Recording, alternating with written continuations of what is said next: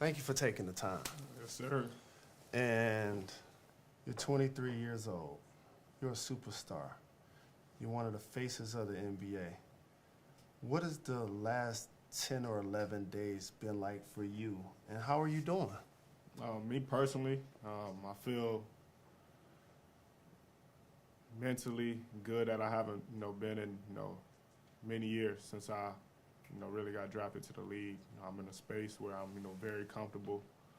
I took those, days to be able to, learn how to pretty much be there for myself and, learn, different ways to, manage stress in a positive way.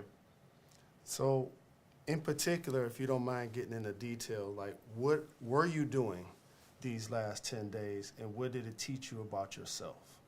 Just learning, I can open up. I can, express my feelings, and that it's, okay to be able to express your feelings. So, I was constantly, talking to therapists.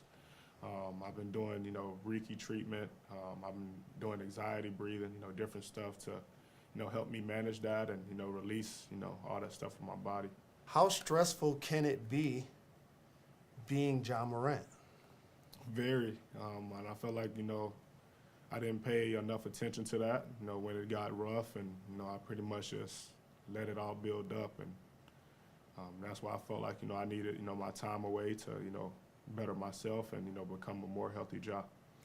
I admire you for that, because at different points of my life, to be honest with you, I've had friends and family members suggest I do the same thing, and I have done that. And for you to actually take that step is a very important one. When did you look in the mirror and say, I'm going to do this? Because it was reported a couple of days ago that it happened. But when did you say, I'm going to do this and it's necessary? After I made a, terrible mistake, being inside a club and, went live, I put myself in, a bad position. And also it's, my daughter. There's times where she even tell me if she's, had a bad day. And I felt like, if she can tell me that, then, I can be able to go and talk to somebody as well. Ja, when did you realize I need to get some counseling? Tell me that morning, your thought process, and when you entered. It was that morning, when I woke up and, seen my, name on all over the media for, bad reasons, the wrong reasons, which I didn't, wanted to see. And, I made a call and said, I need to get away and, I need to, find myself again. And, that's when I entered the counseling program, and, I've been there for a couple weeks now. When you get drafted, you go from being a member of the crew, a member of the family, to, in a lot of ways, these are your staff and employees, because you're trying to put everybody on, and you're trying to put everybody in position to be successful because they help you become who you are. So I know it's tough to figure out professionally who can roll with me and who I need to leave behind in order to chase my goals. So for you, what has it been like for you over these last couple of weeks, and how has it been for you to make tough decisions about who you rolling with as it relates to your inner circle? This definitely has been tough because, I'm big on loyalty, but, I had, like I said, have to, be there for myself. I have to, put myself in good position. So, I have to, find out, who's really for me and who's going to help me, be in good positions at all times. And, that's the decisions I had to make, decisions, I felt good about and very comfortable about that, I'm going to be in a positive, light now with everything, that I've made, everything that I've learned in my 2 weeks. You talked about going live, but it's also in the news that Adam Silver, that you met with him today, and he suspended you for 8 games for conduct detrimental to the league. What was that meeting like? It was good. Pretty much, an open discussion. Obviously, he said, things, I need to, be better at, but, more of just, showing his support towards me. And I accepted that, and, I also, sent my apologies, to everybody, the league, myself, my teammates, my family for, putting that negative negativity towards, all of us with a, bad decision. What were you thinking and feeling at that moment when you decided to go live? Did you realize that you was going live? Did you think that you were just recording? What was your state of mind at that point? I'm pretty much just trying to be free. I used that as an escape, which I shouldn't have. And I feel like that's the reason, I made many, bad decisions, in my past, which doesn't, pretty much describes me, doesn't describe Ja as a person. I'm a totally different person, than what's been shown, in the media. And, that's my job now. That's why I took that time away to, become a better Ja, so everybody really can, see who Ja really is and, what he's about. Absolutely. You were holding a gun. And we both know how dangerous that can be. Whose gun were you holding? Well, the gun wasn't mine. It's not who I am. I don't condone any type of violence, but I take full responsibility for my actions.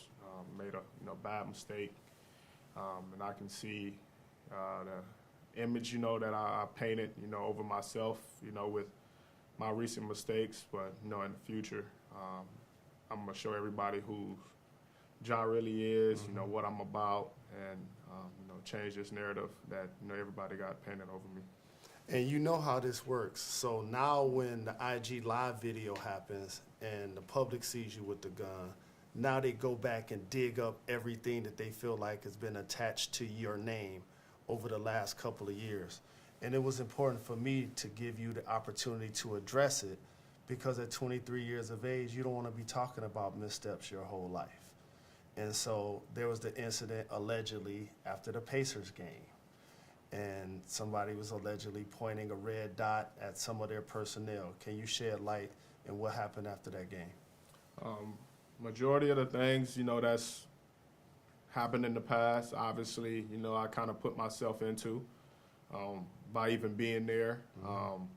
But all the incidents you've seen recently, most of them is a lie. And, I can't speak too much, on those situations because all of them are sealed. And I really can't wait to be able to, finally tell the truth. But, what I can say is, like I said before, none of those are my character. And I'm a big family guy. I always care for my family. So it was just me, checking on my family's safety. Once my family, was safe, I left the scene. Absolutely. And another incident, and by the way, I love your family dynamic. I love seeing you and your father hug and embrace. Your mom is awesome. I love seeing you with your daughter. Like, you're one of the shining stars that bring us into his living room. And another incident that allegedly happened at the mall with your mom was a circumstance that people now wanted to start back trying to dig into the story of what took place. What can you say about what happened with that situation? Pretty much the same thing. I got a call. I went to, make sure my mom was safe. That's my lifeline. That's who birthed me. So I went to make sure she was safe. Once I realized that, I left the scene again. It's another thing, I just can't wait to be able to, finally tell the truth on. And I'm a mama's boy. I lost my mom a couple of years ago, so I understand that when you get that call, you want to be there front and center. And then there's a situation that potentially happened with your sister surrounding a volleyball game. Can you shed some light into what took place in that scenario? Similar situation. That's my baby sister. I received a call and, was checking on her safety. Another situation where, once I found out she was safe, I left the scene. Obviously, I realized Ja showed up, and, that's all everybody, really needed to, paint whatever, picture they want. And I realize now, that's a problem. And, I put myself in, those situations. And the crazy thing about being a superstar like yourself in this era, like, everybody has a phone, which means everybody has a camera, which means everybody has an opinion. And so now these circumstances that allegedly took place with the 17-year-old when you guys were playing basketball or whatever, and I know that case is sealed, so we're not gonna, say any names or whatever. But I just want to give you a chance to address everything that's been out there.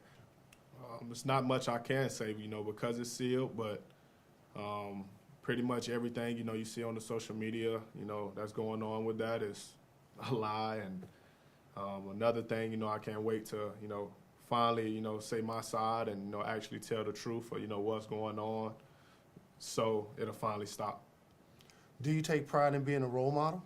I do. And, I realize, I have a lot of kids, who look up to me, even, probably some adults, a lot of fans. And I realize, my past mistakes isn't being, a good role model. So, me now is, changing that, finding ways to, impact in an even better way, put a, bright light on, the younger future coming up to, show them, what not to do and, what to do. So just got to be better in that area, be more responsible, be smarter, and, make better decisions. What has it been like for you to be away from the game that you love? Like, we miss watching you play, Ja, and I know you miss being out there. Like, what has it been like for you learning about yourself, growing, as you've talked about growing? What has it been like being away from your teammates and being away from the game that you love? It's been tough.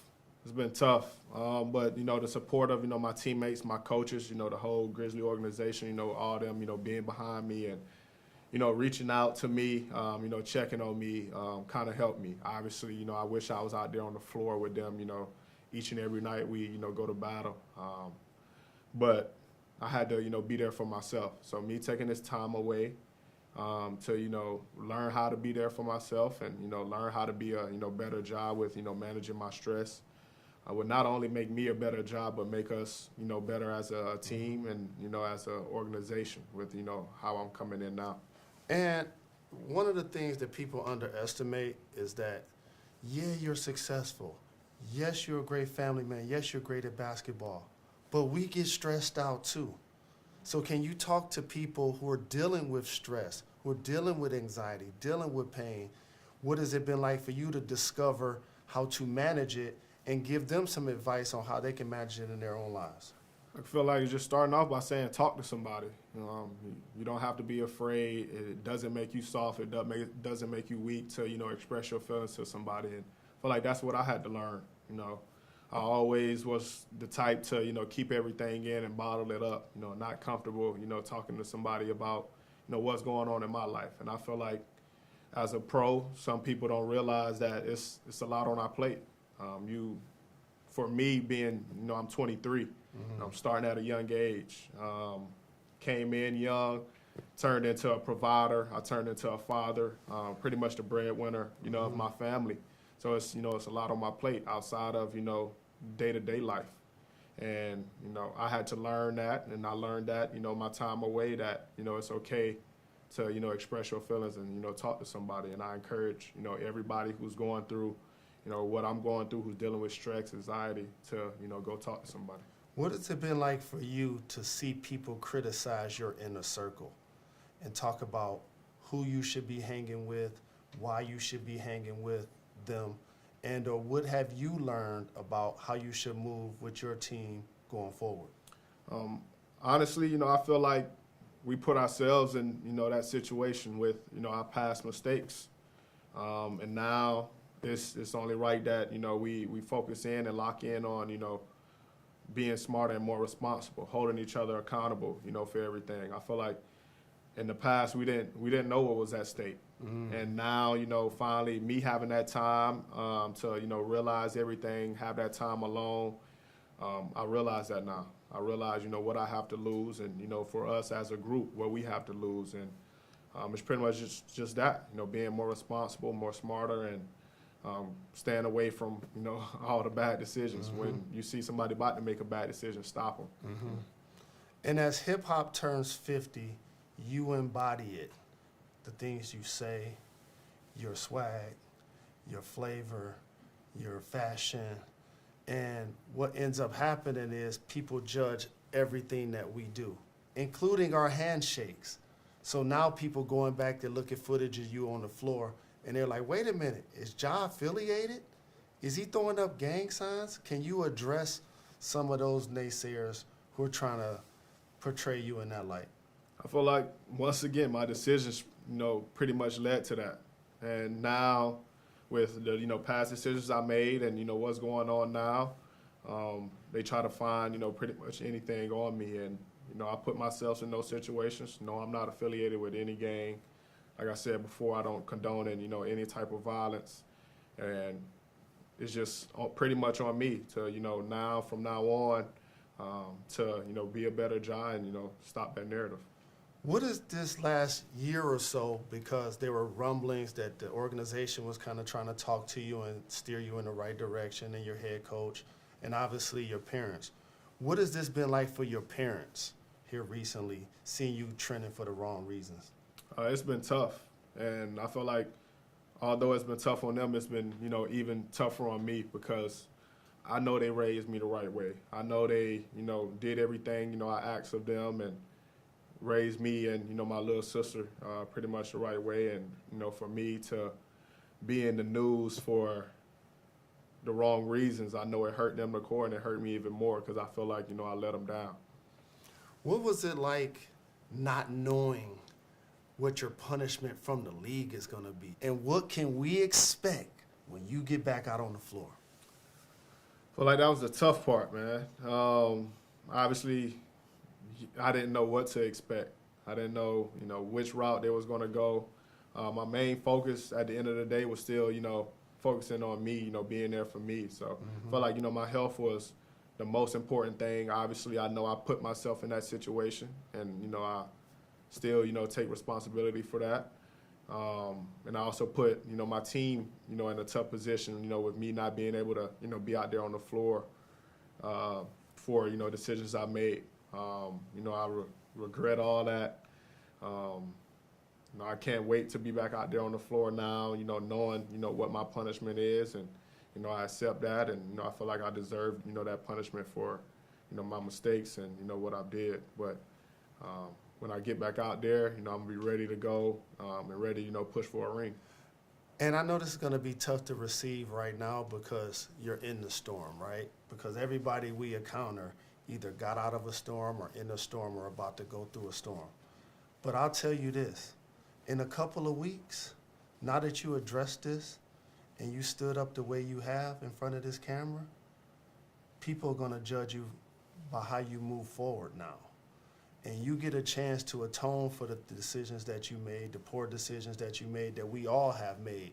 And this ain't going to be your legacy. I guarantee you it won't be your legacy. So what can we anticipate from you and the Grizzlies as it relates to this Western Conference? You said previously that ain't nobody in the West that you worried about. Now I know you really ready to get back out there and do work. What can we expect from your squad the rest of the season? A more locked in team. I can say number one. Obviously, starting with me, being more locked in, paying attention to detail. You're going to see a team that's going to come out and play hard, for a full 48 minutes. And I feel like that's been our identity, this whole time. And just can't wait to be back to, be out there with them and go to battle with them. Like I said before, we know what our ultimate goal is, and that's to win a championship. And, we got to do that from, once the ball go in the air to the, the last buzzer sound. I'm happy for you.